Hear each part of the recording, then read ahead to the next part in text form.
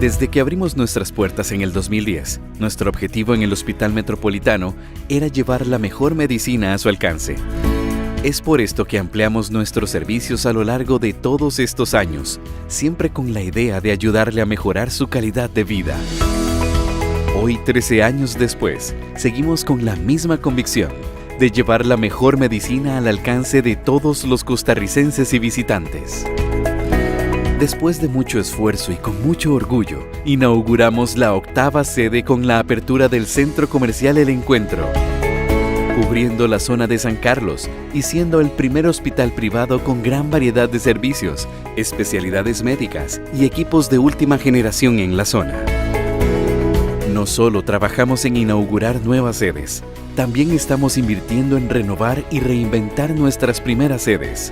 Este año tendremos remodelaciones importantes en los 3 edificios de la sede de San José, en sus consultorios, servicios médicos, emergencias, hospitalización, servicios de hospital, torre de parqueos y área comercial. Como parte del crecimiento constante del Hospital Metropolitano, el pasado mes de marzo se dio la apertura del Centro Médico Metropolitano, ubicado en Plaza Vizcaya, y para el segundo semestre del 2023 se programa la apertura de Magna Médica, la cual ofrecerá atención lujosa y servicio premium para brindarle a los pacientes una recuperación sin igual. En el Hospital Metropolitano le damos una gran importancia a cada uno de nuestros pacientes de la manera más personalizada posible. Por eso desarrollamos programas como el programa Centro de Pérdida de Peso, el programa Síndrome de Down, el programa PrEP y el de Medicina Empresarial. Actualmente contamos con 8 sedes a su servicio, 4 centros de excelencia, convenios internacionales y además 4 programas de excelencia. Centro de Cáncer y Hematología, Centro de Salud Mental Herrera Amiguetti, Centro de Excelencia Cardiovascular y el Centro de Reumatología. Todo esto hace que nos consolidemos como la mejor opción de medicina privada del país, atendiendo con seguridad, calidad, accesibilidad e innovación.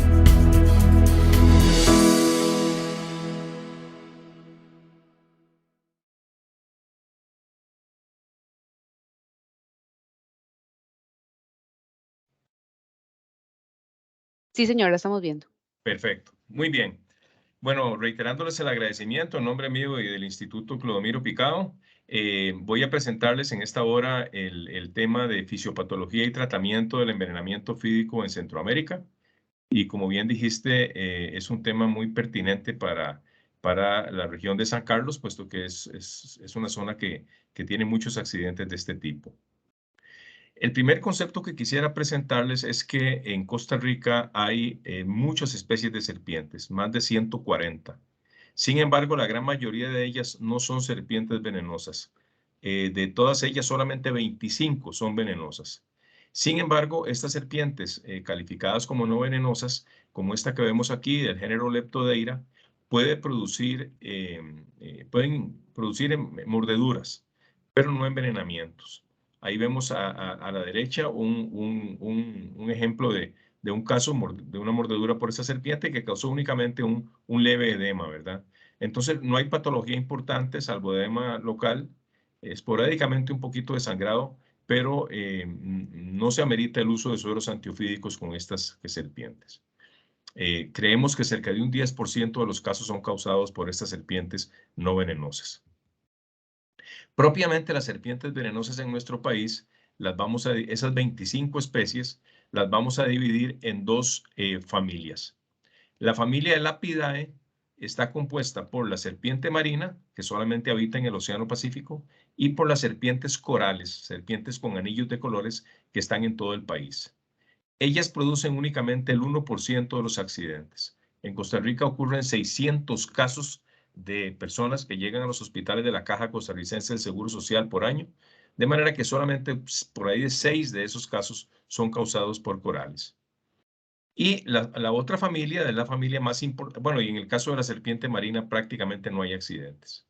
Este año hubo una mordedura, pero es muy excepcional.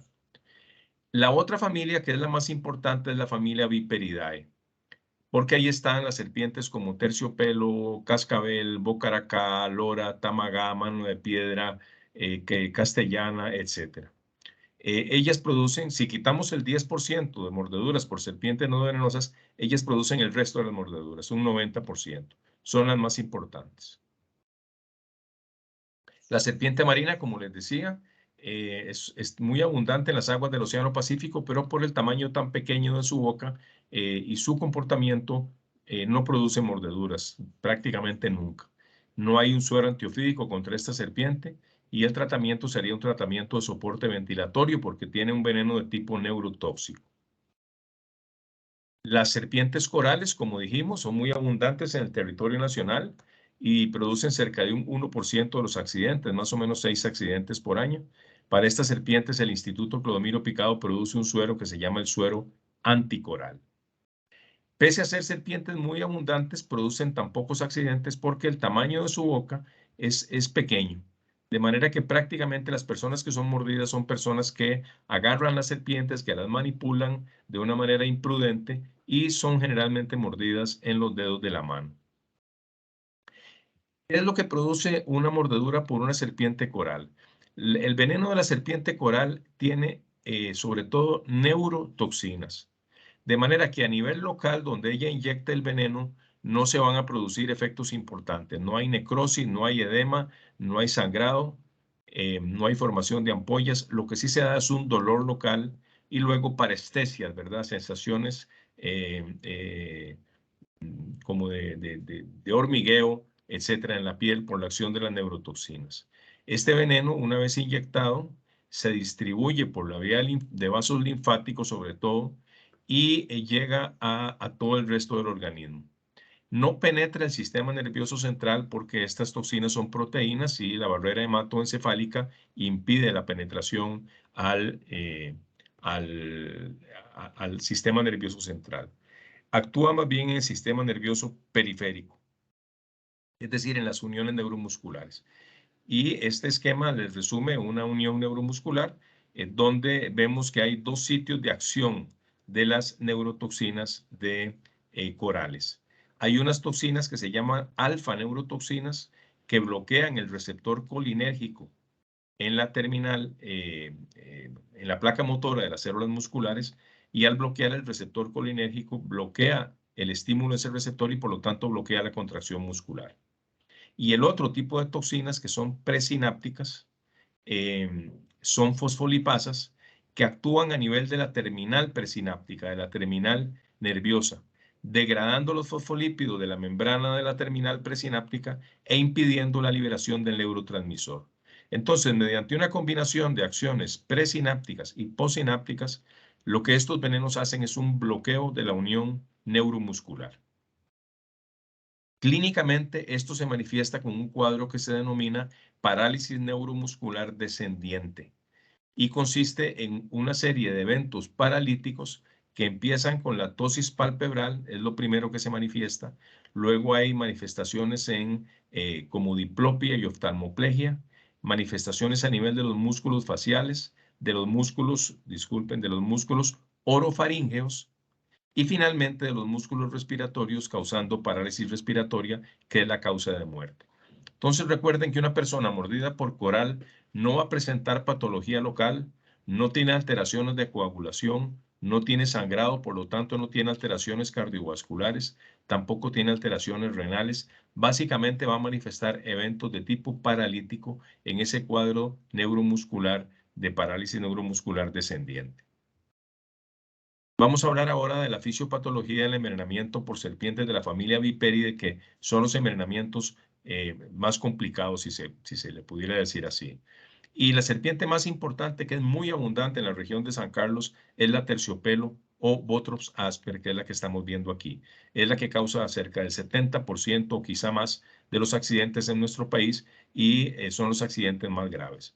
Pero además de la terciopelo tenemos la cascabel, la matabuey, la bocaracá, la mano de piedra, la tamagá y muchas otras serpientes que pertenecen a esta familia Viperidae. Todas ellas producen un cuadro clínico cualitativamente similar y por lo tanto me voy a referir a ese cuadro en general. El tratamiento para la mordedura de una serpiente de este tipo, una típica mordedura por terciopelo, va a ser el denominado suero polivalente. Las primeras manifestaciones clínicas de una mordedura por un bipérido son el edema y el dolor. El edema es un efecto muy importante, puede abarcar desde un segmento de la extremidad hasta toda la extremidad y llegar hasta el tronco. Y el edema tiene dos consecuencias fisiopatológicas importantes. Por un lado, representa un desplazamiento de fluido del compartimento vascular al compartimento intersticial. Por lo tanto, si este edema es muy pronunciado, eso puede llevar a una hipovolemia y a un choque cardiovascular. Por otra parte, este edema, cuando se desarrolla de una manera muy prominente en ciertos compartimentos musculares, como el compartimento tibial anterior, puede generar un aumento en la presión intracompartimental que lleve a un síndrome compartimental, lo cual causa una oclusión a la circulación arterial y por lo tanto causa isquemia, daño a músculo, daño a nervios, etc. Además, la otra manifestación local inmediata en estos casos es el dolor, un dolor que puede ser muy fuerte. Ambos efectos, el edema, o sea, el aumento de permeabilidad vascular y el dolor, se deben sobre todo a que el veneno induce la liberación de una gran cantidad de mediadores inflamatorios, histamina, quinina, leucotrienos, prostaglandinas, PAF, citoquinas, anafilatoxinas del complemento, y todas estas moléculas actúan en la vasculatura para producir aumento en la permeabilidad vascular y algunas de ellas actúan en las terminales nerviosas aferentes para generar dolor. El otro efecto local muy característico de estos envenenamientos es el sangrado, la hemorragia, que se puede manifestar como equimosis, sangrado interno en el músculo y sangrado por los orificios de los colmillos. Aquí vemos dos cortes histológicos, a la izquierda un corte normal de músculo de ratón, un corte transversal teñido con hematoxilina eosina, y a la derecha vemos un corte de un músculo inyectado con veneno donde se ven grandes cantidades de eritrocitos en el espacio intersticial producto de esta acción hemorrágica. Esto se debe a la acción de unas enzimas proteolíticas que se llaman metaloproteinasas y que lesionan la integridad de los vasos capilares. Estas mismas metaloproteinasas, estas enzimas proteolíticas, también degradan digamos, la interfase entre la dermis y la epidermis, produciendo entonces estos cuadros de ampollas o flictenas que son muy características en estos envenenamientos y que se llenan de un líquido cero sanguinolento que también contiene veneno. El efecto local, de patología local, quizá más importante, es la necrosis del tejido muscular que ocurre debido a la acción de miotoxinas que lesionan directamente el músculo y también a la acción indirecta de la isquemia que se genera en el tejido producto de los daños vasculares. Este caso que les muestro aquí de este muchacho fue compartido por el doctor Rafael Otero de Medellín, Colombia. Fue un muchacho que fue mordido por una terciopelo. No acudió primero a ser atendido por un curandero y hasta los 30 días fue al hospital cuando ya tenía una pérdida importante de masa muscular, de tendones, de nervios, y esta es una secuela que queda para toda la vida de esta persona. Este fenómeno de las secuelas, tanto físicas como psicológicas, es muy importante y se ha atendido muy poco. En nuestro país y en todo el mundo hay que ponerle más atención. También estos venenos generan una respuesta inflamatoria, como ya mencioné en el caso del edema y el dolor, se plantea la posibilidad de que esta reacción inflamatoria, cuando se desarrolla en una proporción muy exagerada, contribuya también con esa patología local. Además de estos efectos que hemos visto, dolor, edema, hemorragia, necrosis, formación de ampollas, estos venenos de serpientes son fluidos que vienen contaminados con bacterias. Hay bacterias gram positivas, cocos gram positivos, hay enterobacterias gram negativas, incluso hay bacterias anaerobias. De manera que cuando la serpiente inyecta el veneno, no solo está inyectando un cóctel de toxinas, sino que también va una carga microbiana importante. Y sobre todo cuando hay patología local, necrosis, isquemia, sangrado, ese microambiente alterado, dañado por el veneno, es un microambiente muy favorable para la proliferación de estas bacterias. Por lo tanto, con cierta frecuencia se producen abscesos e incluso puede haber sepsis en estas mordeduras de serpiente, lo cual, como veremos después, amerita el uso de antibióticos cuando se demuestra que hay una infección. Luego, a nivel sistémico, una vez que hace ese daño local el veneno o mientras lo hace, también se distribuye a nivel sistémico por la vía linfática o la vía hemática y entonces produce las alteraciones sistémicas que son las que pueden causar la muerte de la persona. El principal efecto sistémico es la hemorragia, sangrado que se manifiesta como gingivorragia, hemoptisis, hematemesis, hematuria, hematomas, y la consecuencia más importante es sangrado en el sistema nervioso central, como se muestra en esta tomografía en un paciente mordido por terciopelo en Colombia. De manera que el sangrado es un efecto muy importante. Y este sangrado es causado inicialmente o prioritariamente por la acción de toxinas hemorrágicas metaloproteinasas que lesionan la vasculatura, rompen los capilares y producen el sangrado. Sin embargo, hay otro efecto de estos venenos que coadyuva con el sangrado, que es el efecto que tienen los venenos sobre la coagulación. Estos venenos tienen componentes procoagulantes. Es decir, que si uno toma una muestra de sangre venosa, por ejemplo, la coloca en un tubo con anticoagulante, con citrato de sodio, y le agrega veneno, va a haber una coagulación. Pero en los casos clínicos reales, lo que ocurre es que estos componentes procoagulantes que activan el factor 10 de la cascada o activan la protrombina o directamente actúan sobre el fibrinógeno convirtiéndolo en fibrina, esos componentes procoagulantes ingresan a la circulación muy paulatinamente. Y entonces lo que van haciendo es que van generando pequeños trombos, microtrombos de fibrina. No genera una trombosis intravascular grande, sino más bien la formación de microtrombos. Y al hacerlo, van consumiendo poco a poco los factores de la coagulación. Entonces, el resultado es una coagulopatía por consumo de factores de coagulación. Los niveles de fibrinógeno y de otros factores de coagulación descienden notoriamente y por lo tanto las pruebas de coagulación como el tiempo de protrombina, el tiempo parcial de tromboplastina o el tiempo de coagulación de sangre total están muy prolongadas. Entonces vean que como consecuencia de la acción de estas toxinas procoagulantes, el resultado neto en estos pacientes va a ser una incoagulabilidad. Y entonces, si tenemos una situación donde hay lesión de los vasos sanguíneos, esta incoagulabilidad va a contribuir, va a potenciar el sangrado. Además, estos venenos afectan el componente plaquetario de la hemostasia. Producen trombocitopenia. En cerca de un 30-40% de los casos por Bottrops-Asper tienen trombocitopenia.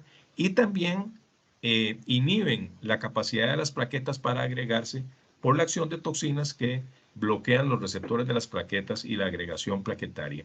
Entonces tenemos un doble efecto, ¿verdad? Sobre la cascada de la coagulación, produciendo incoagulabilidad, y también sobre las plaquetas, induciendo trombocitopenia e inhibiendo la agregación plaquetaria. Todo esto redunda entonces en un sangrado profuso, si no es tratado a tiempo el paciente, en un sangrado profuso que nos lleva entonces a una alteración hemodinámica, a un choque cardiovascular, por la acción de todos estos componentes. Y esto muchas veces produce una insuficiencia orgánica múltiple que puede llevar a la muerte de la persona. Además, estos venenos de vipéridos, como el caso de la terciopelo, afectan el riñón y producen un daño renal agudo mediante un mecanismo multifactorial. Hay toxinas que lesionan directamente los glomérulos, esto explica la hematuria. Hay toxinas que lesionan directamente los túbulos renales. Además, la hipovolemia que genera isquemia produce lesión tubular. Y también esos microtrombos de los que les hablé generan una microangiopatía trombótica, que es un efecto que se está demostrando es bastante frecuente en estos casos. Entonces, en estos pacientes vamos a tener oliguria o anuria, vamos a tener elevación de las concentraciones séricas de urea y creatinina, y es otro elemento de esta fisiopatología que hay que tener en cuenta. Por lo tanto, los signos y síntomas de envenenamientos por vipéridos, imaginándonos un caso de una terciopelo, van a ser muy distintos a las de las corales. Aquí va a haber efectos locales muy manifiestos: dolor, edema, sangrado, equimosis, flictena, necrosis, y a nivel sistémico, náusea, vómito, sudoración, oliguria o anuria, hipotensión, sangrado sistémico y fiebre. Complicaciones de estos envenenamientos puede haber muchas. La infección es una de ellas. La necrosis tisular con secuelas permanentes es otra. La hemorragia sistémica, incluyendo accidente vascular cerebral, es otra. Puede haber edema de pulmón con distrés respiratorio agudo, daño renal agudo, y en mujeres gestantes es común el aborto, puesto que estos venenos rompen la barrera placentaria, ingresan a la circulación fetal y afectan tanto a la madre como al feto.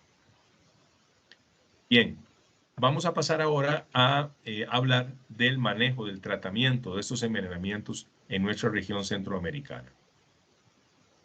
El primer concepto es que el tratamiento a nivel mundial de un envenenamiento ofídico se basa en la administración de sueros antiofídicos o, el término más preciso es antivenenos.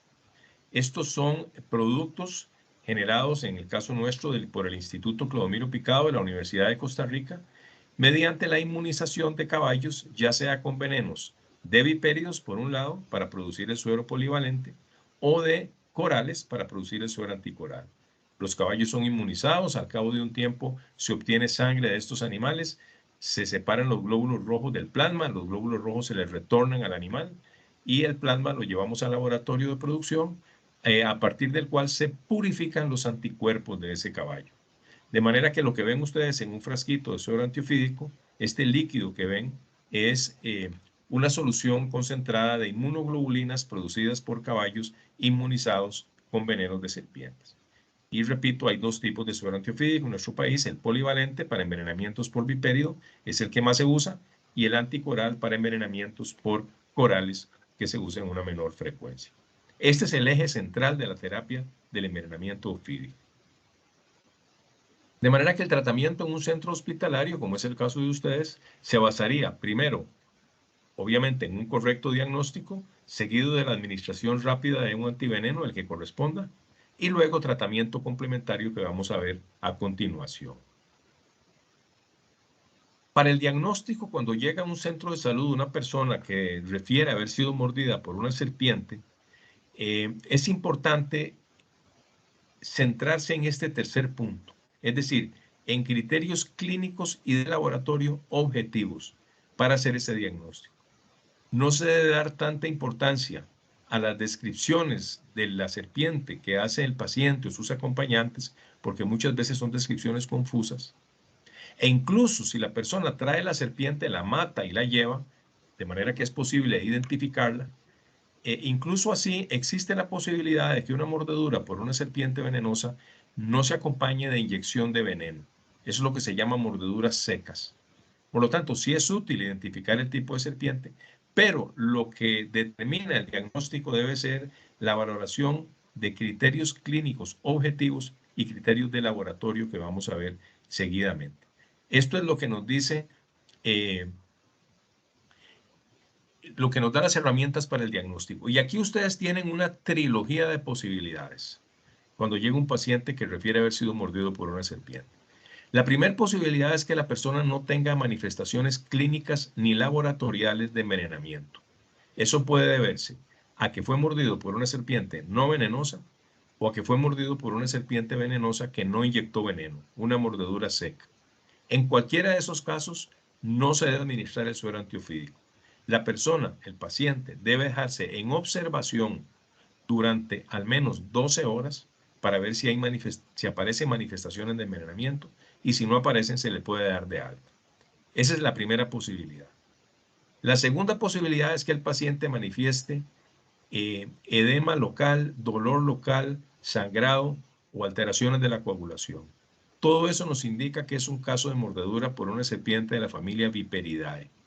No importa cuál especie sea, no importa si fue una terciopelo, una mano de piedra, una matagüey, una cascabel, etc.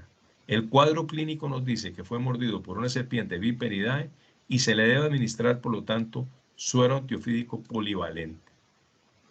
Y la tercera posibilidad es que la persona no muestre manifestaciones de sintomatología local, excepto parestesias, pero muestre algunas manifestaciones de neurotoxicidad, como ptosis palpebral u otras, en cuyo caso es evidente que fue mordido por una serpiente coral y hay que aplicarle el suero anticoral. Entonces vean que desde el punto de vista clínico es perfectamente factible, aunque no se vea la serpiente, identificar si no hay envenenamiento, si fue mordido por un vipérido o si fue mordido por una serpiente coral, y eso les da la guía para las decisiones terapéuticas que ustedes tengan que tomar. En el caso de los envenenamientos por vipéridos, conviene valorar la severidad del caso. Entonces, un caso leve es un caso donde se ven los orificios de los colmillos, donde hay edema y dolor locales, pero no más que eso. Esto es característico, por ejemplo, de un envenenamiento por la serpiente llamada lora, una serpiente verde que es muy abundante en cafetales en la meseta central y en otras partes del país, que muerde generalmente en las manos y que solamente produce edema y dolor locales, sin necrosis y sin manifestaciones sistémicas. Eso es un envenenamiento leve. Un envenenamiento moderado es aquel en el cual el edema abarca ya varios segmentos, puede haber sangrado y puede haber algunas manifestaciones sistémicas, digamos moderadas, como coagulopatía o una hipotensión leve. Y luego un envenenamiento severo es un envenenamiento o un cuadro local muy característico, con edema en toda la extremidad hasta el tronco, con sangrado, con necrosis, con flictenas y luego con manifestaciones sistémicas severas como sangrado sistémico, hipotensión, coagulopatía y probablemente daño renal agudo. Entonces es conveniente en un primer momento calificar el envenenamiento como leve, moderado y severo. Sin embargo, debe tenerse muy presente que los envenenamientos son eventos muy dinámicos y que un cuadro que es leve o moderado en un momento puede convertirse rápidamente en un cuadro severo, por lo que hay que tener una vigilancia muy continua de la evolución de estos pacientes. ¿Cuál es la dosis de antiveneno o suero antiofídico que se debe utilizar? Bueno, con los antivenenos del Instituto Clodomiro Picado, en el caso de mordeduras por corales, nosotros recomendamos usar siempre 10 frascos para todos los casos donde haya manifestaciones de envenenamiento. Para el caso de los envenenamientos por vipéridos, si el envenenamiento es leve, como es el caso que les describí de una serpiente lora, por ejemplo, 5 frascos es suficiente. Pero en envenenamientos moderados y severos, generalmente se inicia en nuestros hospitales con una dosis de 10 frascos. Cada frasco tiene 10 mililitros, de manera que estamos hablando de 50 mililitros en el caso de leves o 100 mililitros en el caso de moderados y severos. En casos muy severos, donde el paciente ya llegue con muchas complicaciones, o en casos donde se demuestre que la mordedura fue causada por una mata buey, que es una serpiente que, dicho sea de paso, también se encuentra en la región de San Carlos, nosotros recomendamos ahí iniciar con 15 frascos.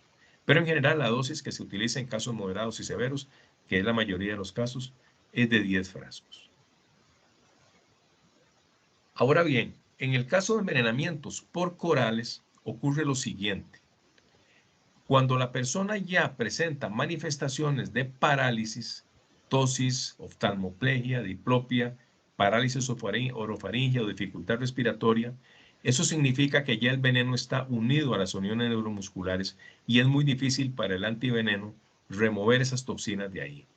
Entonces, en el caso de las corales, nosotros recomendamos, y en esto coincidimos con colegas de Brasil y de Estados Unidos, que si hay evidencia anecdótica de que hubo un envenenamiento por coral, es decir, una serpiente con anillos de colores que mordió, que generalmente se queda pegada en el lugar de la mordedura por unos minutos, y si hay parestesias locales que indican que hay veneno ahí, se recomienda adelantarse a los acontecimientos y administrar el antiveneno anticoral, el suero anticoral, antes de que aparezcan estas manifestaciones neurotóxicas.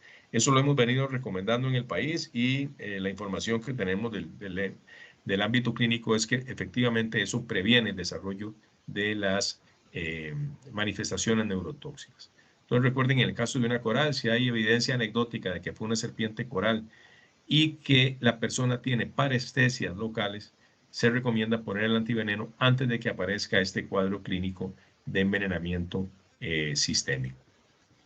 En el caso de los vipéridos, no, porque las manifestaciones clínicas se desarrollan muy rápidamente. El edema, el dolor, las flictenas aparecen muy rápidamente, de manera que solo cuando hay un cuadro claro de envenenamiento se amerita aplicar el antiveneno. ¿Cómo se administra el antiveneno?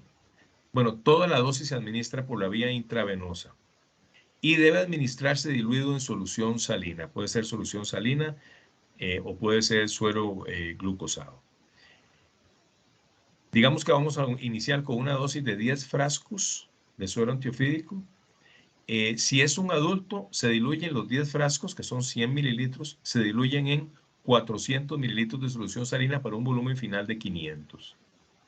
Y si se trata de un niño o una niña, esos 10 frascos de suero antiofídico se van a diluir en 200 mililitros de solución salina para un volumen total de 300 mililitros. Esto es así porque La dosis del antiveneno tiene que ser la misma para niños y para adultos porque la serpiente no ajusta la cantidad de veneno que inyecta de acuerdo al peso de la víctima. Y más bien los niños tienen más riesgo de un envenenamiento severo por el hecho de que su volumen corporal es menor, por lo tanto el veneno va a distribuirse en un volumen corporal menor. Entonces la dosis de suero antiofídico es la misma, 10 frascos. Pero el volumen de solución salina va a ser diferente, va a ser menor en niños o niñas para evitar una sobrecarga de fluidos y eventualmente un edema pulmonar. Entonces recuerden, se diluyen los 10 frascos de suero antiofídico en solución salina y se inicia la administración a goteo lento. A goteo lento para observar las posibles reacciones adversas. Recuerden que estamos administrando un producto a inmunoglobulinas de caballo, de manera que puede haber reacciones adversas de las que vamos a hablar a continuación. Entonces se inicia la infusión a goteo lento. Hay dos tipos de reacciones adversas que se pueden desarrollar cuando uno administra antivenenos. Las inmediatas que aparecen en el transcurso de la primera hora de infusión del antiveneno y las tardías que aparecen entre 7 y 15 días después de que se administre el antiveneno. Las inmediatas quizás son las más importantes porque son las que pueden complicar la administración del antiveneno cuando ese se está dando. En el caso del suero antiofídico producido en Costa Rica, los estudios clínicos nos indican que estas reacciones inmediatas ocurren entre un 15 y un 20% de los casos. En la gran mayoría de los casos se trata de reacciones leves. En la clasificación de Brown de reacciones anafilácticas, sería una reacción leve únicamente cutánea, con urticaria y prurito. En un porcentaje mucho menor de los casos, podemos tener manifestaciones sistémicas, que ya serían categorías moderadas o severas, de acuerdo a la clasificación de Brown, que podría ser broncoespasmo, hipotensión, cólicos, y ya en casos de reacción anafiláctica, pues un colapso, ¿verdad? Pero repito, eso ocurre muy esporádicamente. En la mayoría de los casos que desarrollan una reacción adversa, se trata de reacciones leves de tipo cutáneo, fácilmente tratables. Y repito que ocurren entre un 15 y un 20% de los pacientes. Se manifiestan en la primera hora. Las reacciones tardías corresponden a lo que se conoce como enfermedad del suero y aparecen entre 1 y 2 semanas después de la administración del antiveneno. Pueden aparecer un poquito antes. Y es una típica hipersensibilidad de tipo 3, donde el organismo humano produce anticuerpos contra las proteínas de caballo, se forman complejos inmunes que se depositan en la vasculatura o en las articulaciones y nos producen un cuadro de artralgia, urticaria, prurito y fiebre. Esto es importante advertírselo a los pacientes porque muchas veces se van del hospital, no tienen claro que le pueden dar esta reacción y cuando ocurre pues no entienden bien qué es lo que está pasando. No tenemos una estadística clara, robusta, de cuál es la incidencia de la enfermedad del suero, porque muchos pacientes no regresan al hospital. Entonces recuerden estas dos posibilidades de reacciones adversas. Ahora, me interesa mucho insistir en este punto aquí de arriba. Desde hace ya muchos años no se realizan pruebas intradérmicas y menos conjuntivales para ver si la persona va a desarrollar una reacción adversa, por la razón de que esas pruebas, en el caso del suero antiofídico, tienen un valor predictivo muy pobre. Hay muchos falsos positivos y muchos falsos negativos. De manera que lo que se hace es, se inicia la administración del antiveneno, diluido en solución salina, a goteo lento, y se observa la aparición de reacciones adversas. Una pregunta importante, porque muchas veces se discute esto en nuestro sistema de salud, es si es posible prevenir una reacción adversa temprana. Y en muchos hospitales se tiene como rutina la administración de antihistamínicos y esteroides antes de infundir el suero antiofídico. Bueno, los estudios clínicos efectuados en Brasil, en Sri Lanka y en otros países, estudios controlados, indican que ese pretratamiento no es eficaz para prevenir una reacción adversa. Es decir, que la incidencia de reacciones adversas no cambia si uno pretrata con antihistamínicos o esteroides. El único pretratamiento que ha demostrado en ensayos clínicos que reduce la incidencia de reacciones adversas es la administración de adrenalina 1 en 1000 por la vía intramuscular. Sin embargo, en nuestro caso, en Centroamérica, por la baja incidencia de reacciones adversas y por su carácter leve, no se recomienda el pretratamiento de los pacientes para prevenir las reacciones adversas, porque no hay una evidencia sólida que lo sustente.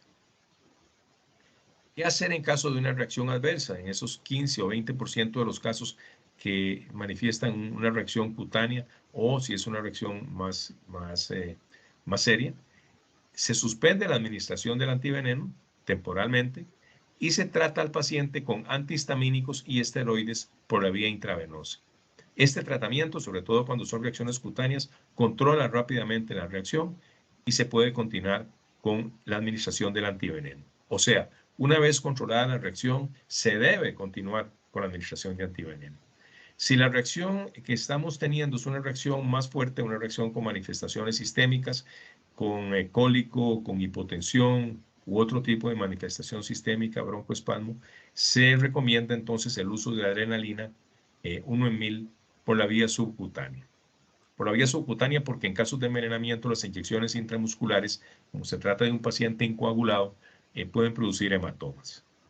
Entonces recuerden, si hay una reacción adversa, se suspende temporalmente el antiveneno, se administran antihistamínicos y esteroides, casi siempre eso controla la reacción. Y si es una reacción más severa, pues se considera el uso de esteroides. Y una vez controlada la reacción, se continúa con la administración del antiveneno. ¿Qué pasa? Como ocurre en la mayoría de los casos, si no hay reacciones adversas en los primeros 20 minutos, se aumenta el flujo de antiveneno. O sea, pasamos de una administración de un flujo por goteo lento a una administración más rápida. La idea es que todo el antiveneno pase entre 1 y 2 horas, máximo 2 horas, ojalá 1 hora, para que ya esté neutralizado el veneno que está circulando. Y siempre debemos mantener una vigilancia meticulosa del paciente para detectar posibles reacciones más tardías. Entonces, ese es el eje central de la administración del antiveneno y es el eje central del tratamiento del envenenamiento ofídico. Está clarísimo que entre más temprano una persona reciba en el curso del envenenamiento el suero antiofídico, mejor va a ser el pronóstico de ese caso. Esta es una pregunta muy importante, porque una vez que se inyecta esa dosis inicial, digamos de 10 frascos, ¿cuándo determina uno y con qué base si esa persona debe recibir una dosis adicional? Entonces, los estudios efectuados en Costa Rica y en Colombia con el suero antiofídico de Costa Rica, lo que nos indican es que, en caso de vipéridos, ¿verdad? Si la dosis de suero fue suficiente, el sangrado local y sistémico debe estar controlado en 4 horas. Generalmente ya se controla en 1 hora después de puesto el suero. La persona deja de sangrar.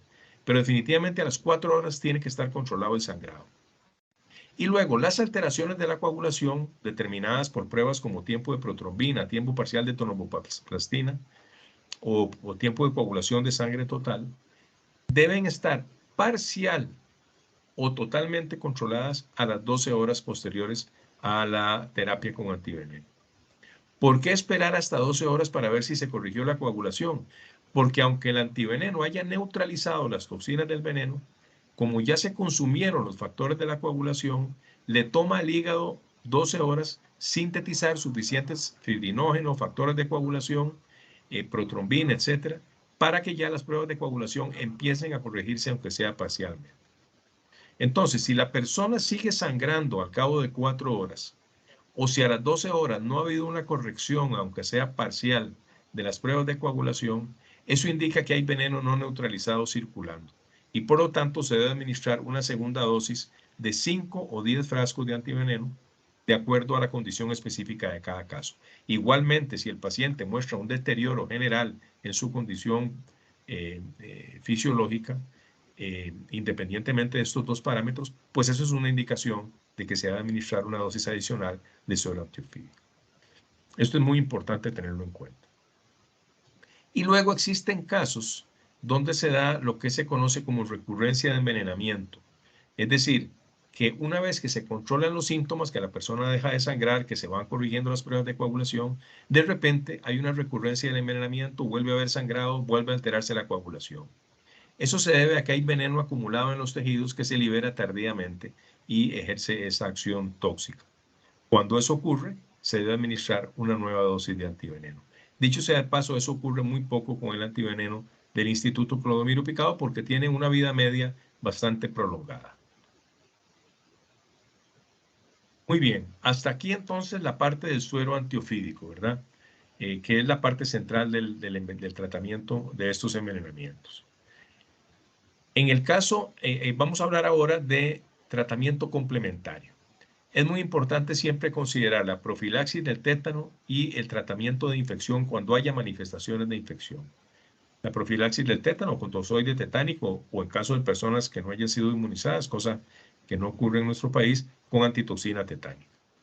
Ahora, el tozoide tetánico administrado por la vía intramuscular, su administración debe esperarse a que la persona corrija la coagulación para evitar un hematoma en el tejido donde se inyecta el tozoide. Y en cuanto a los antibióticos, no hay que darlos de manera profiláctica, es decir, no hay que darlos en todos los casos.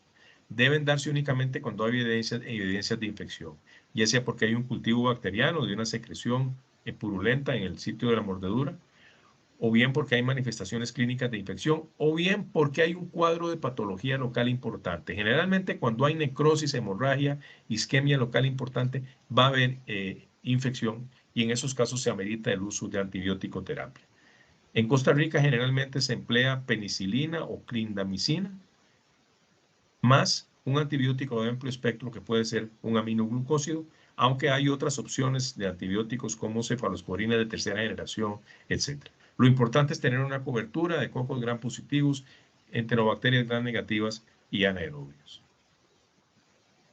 El dolor debe ser manejado farmacológicamente con el uso de analgésicos como paracetamol, pero frecuentemente hay que recurrir a tramal o incluso en casos de dolor muy intenso a la morfina. En cuanto a las alteraciones cardiovasculares, lo más importante es garantizarse que se ha administrado una dosis suficiente de antiveneno para neutralizar el veneno circulante. Ya generalmente en ese volumen donde va diluido el antiveneno, ya eso constituye una terapia de fluidos importante. Sin embargo, dependiendo de la evolución de las alteraciones hemodinámicas, se puede considerar la administración de expansores de plasma, y en caso de que haya una reducción del hematocrito o la hemoglobina por sangrado sistémico o bien por hemólisis intravascular, se considera la necesidad de una transfusión. En caso del tratamiento de alteraciones renales, es muy importante vigilar la diuresis y controlar los valores séricos de urea y sobre todo de creatinina. Muchas veces la terapia de fluidos, la solución salina que se utiliza en estos pacientes para diluir el antiveneno, corrige la oliguria o la anuria, pero hay ocasiones donde se debe recurrir a diuréticos, un diurético osmótico como el manitol o bien como la furosemida. Y ya en ocasiones pues más complicadas, donde estos tratamientos no corrigen la función renal, pues recurrir a la diálisis. El tratamiento de las alteraciones locales en envenenamientos por vipérido es muy importante. Se recomienda la limpieza y la desinfección en el sitio de la mordedura, la debridación del tejido necrótico cuando ocurre necrosis y el drenaje de los abscesos. Esas son 3 intervenciones que hay que efectuar para el manejo de la patología local. Hay un aspecto de esa patología local que mencioné al principio, que es el desarrollo de un síndrome compartimental, ¿verdad? Que ocurre en el compartimiento tibial anterior, pues puede ocurrir en compartimentos musculares de las extremidades inferiores y superiores.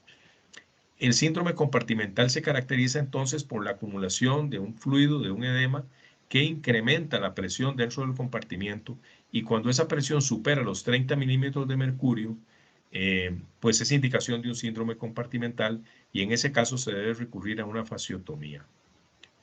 No obstante, en la literatura médica actual se está insistiendo mucho en el hecho de que hay que tratar de determinar objetivamente si se está desarrollando un síndrome compartimental.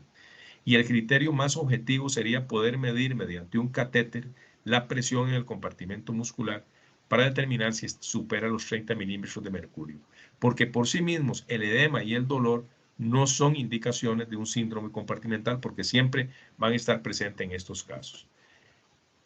Si no se tiene un catéter para medir la presión intracompartimental, pues hay que recurrir a otros elementos diagnósticos como el ultrasonido, el Doppler, la pérdida de pulsos distales, la presencia de parestesias, de palidecimiento, de parálisis, en fin, las manifestaciones clínicas que caracterizan a un síndrome compartimental.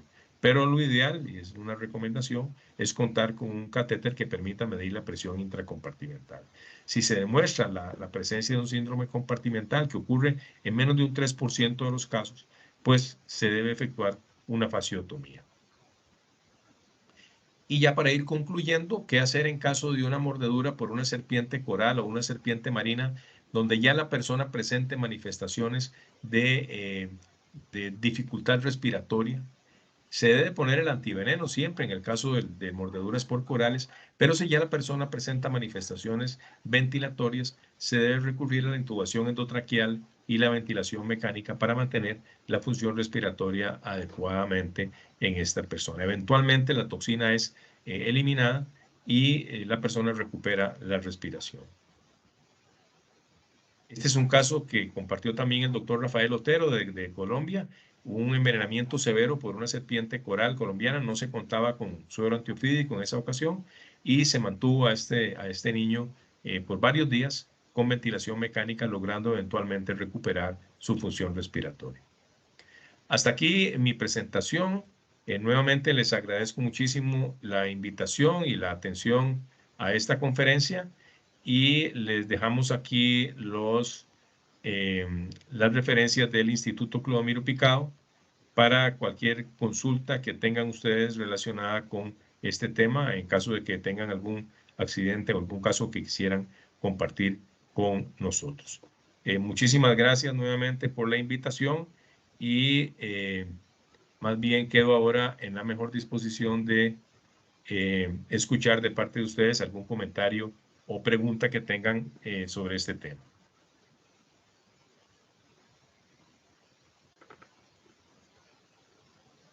Doctor, muchísimas gracias por la presentación. Ay, me oigo doble.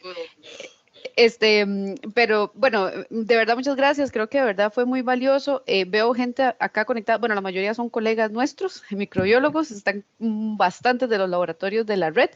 Y también tenemos algunas personas de enfermería y algunos médicos. Ahí veo una mano levantada. Adelante.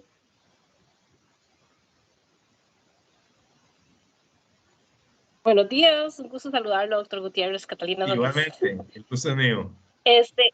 Una preguntita, ¿dónde están disponibles los sueros antiofídicos? ¿Solo en los hospitales de la caja? O Sí. digamos, en el centro de Cruz Roja, digamos, en las playas y en esos lados, no sé, digo yo, porque...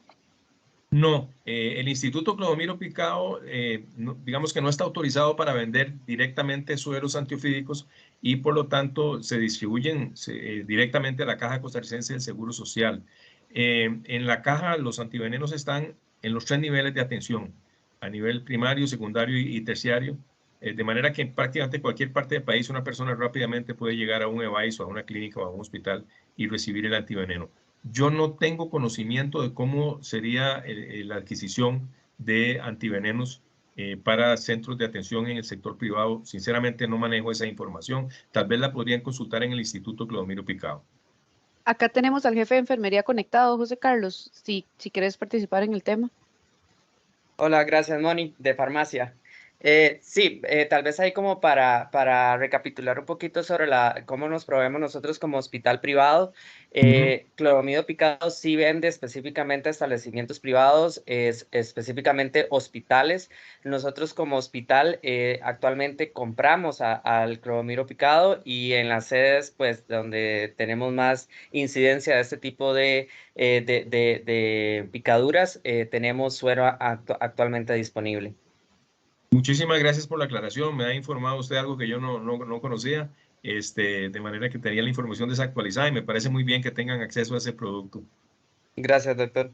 Gracias a usted. Los compañeros que están conectados con Enfermería San Carlos también tienen una consulta, si gusta, adelante.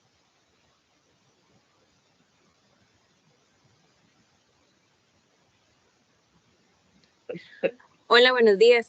Yo lo que quería comentar era que respecto a este accidente que hubo con la serpiente marina, mi mejor amigo fue el que lo abordó en la clínica de la Cruz Guanacaste. Él fue el que le dio el abordaje inicial y él me comentaba que el paciente pasó con mucha, digamos, crisis convulsivas, que era difícil, súper difícil de controlar. Bueno, le dieron el abordaje inicial y lo pudieron trasladar después al hospital correspondiente. Pero sí me parece que con lo que él me comentaba que es súper interesante porque es la primera vez que les pasaba y la manera de cómo abordarlo es importante saber que se abordaría, ¿verdad? En el caso del suero eh, anticoral en este caso. Eso era lo que quería aportar nada más. Gracias, muchas gracias. Sí, yo quisiera comentar que la evidencia que tenemos nosotros de laboratorio en estudios con animales experimentales nos indica que el suero anticoral no funciona contra la serpiente marina. Y en ese caso lo que habría que hacer más bien es vigilar la función ventilatoria y dar soporte ventilatorio en caso de que se presente ese problema.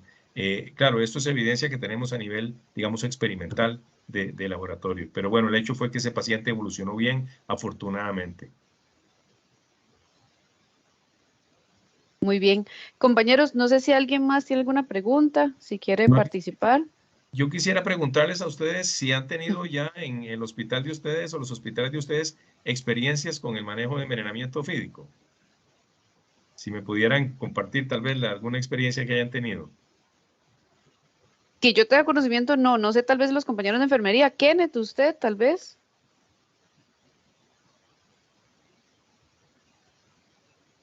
Hola, buenos días. Disculpe, es que se cortó un poco el internet. Moni, ¿cuál fue la pregunta? Que si han tenido alguna experiencia con atendiendo un mordido, un envenenamiento fídico. Sí, sí, bueno, buenos días, doctor. Mucho gusto. Kenneth Cuyo, jefatura de enfermería. De hecho, hablaba con la doctora Chávez que esta charla me parece súper importante para el personal de enfermería, ¿verdad? Porque al fin y al cabo somos responsables de la administración del medicamento. En nuestras sedes periféricas no hemos tenido actualmente casos, más sí en el hospital de Lindora. De hecho, la semana anterior estuvimos conversando porque había como cierta duda en el personal respecto a cuál era la dosis y la forma correcta de la dilución. En ese caso, afortunadamente contábamos, como decía el doctor José Carlos, en farmacia con el antiveneno y se logró hacer la administración a tiempo y correcto. Había sido una mordedura seca, doctor, entonces pues fue como un poco más fácil, ¿verdad? El tema del abordaje, pero sí no es muy frecuente y recurrente. De hecho, por eso es parte de lo que queríamos también agradecerle a los compañeros de laboratorio que pudimos tener este contacto, porque sí hay como mucha duda dentro del personal, ¿verdad? Respecto a cuál era el manejo y creo que más bien con esta explicación que nos acaba de dar usted ya podemos solventar muchas de estas dudas que teníamos al respecto. Perfecto, me alegro mucho que sea así. Muchas gracias. Bueno, si ya no tienen más preguntas, doctor, de verdad agradecerle muchísimo por habernos dedicado el tiempo. Hubieron 30 y resto de personas conectadas a la reunión. Creo que fue muy productiva y además, bueno, quedó grabada también para los compañeros que no pudieron participar, porque usted sabe que a veces en la mañanilla se pone un Claro. poco difícil. Pero Sí. de verdad agradecerle muchísimo a usted y por supuesto también a Clodomiro por el tiempo y por el espacio y pues que tengan todos bonito día. Muchísimas gracias a ustedes por la invitación. Que estén muy bien. Hasta luego Hasta luego, a gracias. Gracias, todos. hasta luego. Muchas Gracias. gracias, hasta luego. Gracias. Gracias, doctor. Buen día. Mucho gusto. Hasta luego.